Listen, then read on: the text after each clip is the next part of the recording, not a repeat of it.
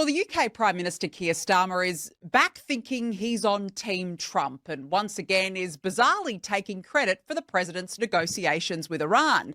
He's posted on social media, "I welcome the progress towards an agreement between the US and Iran. We will work with our international partners to seize this moment and achieve a long-term diplomatic settlement." To seize this moment? To seize this moment? Does he think, I don't know, is he standing in the middle of the Strait of Hormuz dictating terms? The nerve of this man. Joining me now is UK barrister, broadcaster and Octopus TV president Andrew Eborn. Andrew, great to have you back on the show. Thank you so much for joining me.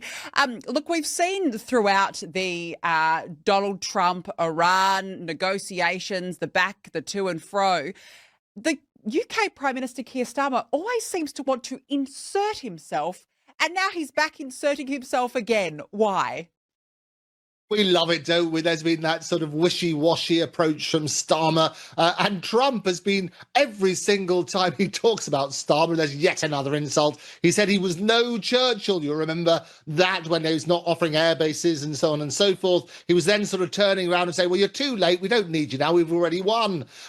What is good, and I always say, look, when the love of peace basically surpasses everything else, that's how you get those sort of solutions. I always say the love of power is surpassed by the power of love. That is how we get peace. And Starmer's right to sort of turn out. His narrative has always been, well, I have to focus on the British people. He really doesn't believe that Trump should have started this war in the first place. But now it's nearing an end. There's some common ground. And the common ground is obviously there should be no nuclear capabilities, and it's 95% there, if you like. They're talking about this sort of no dust, no dollar sort of deal in the next 5 to 7 days, hopefully. Let's make sure that makes sense. But yes, he's certainly claiming the credit, and he needs to do that because the trust in Keir Starmer is at an all-time low. And I say that trust comes in on foot, but leaves on horseback. And as I say, people are fed up with Starmer. They're looking for the next one, seeing what happens. But it's basically trying to rearrange those chairs on the Titanic. Yep, and it's sinking very quickly, just like the Titanic, Andrew. Because, I did laugh. You spoke about Keir Starmer's leadership, and I laughed this morning when I read that he is insisting, quote, our plan is working when it comes to his record in power, despite the fact that there's about 100 Labour MPs now wanting him to resign. I'm not sort of sure what plan he thinks is working, Andrew, because, he's just suffered these massive election defeats in the local referendums.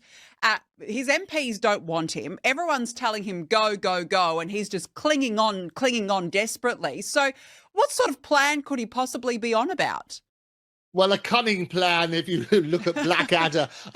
That's what they say. I think it's a delusional denial from Downing Street about the actual chaos that is in place. I mean, he talks about all sorts of things, the plan working, there's lower inflation, he says, fastest growing G7 economy, NHS waiting lists are down to their lowest in 3.5 years, is what they say, 3.5 years.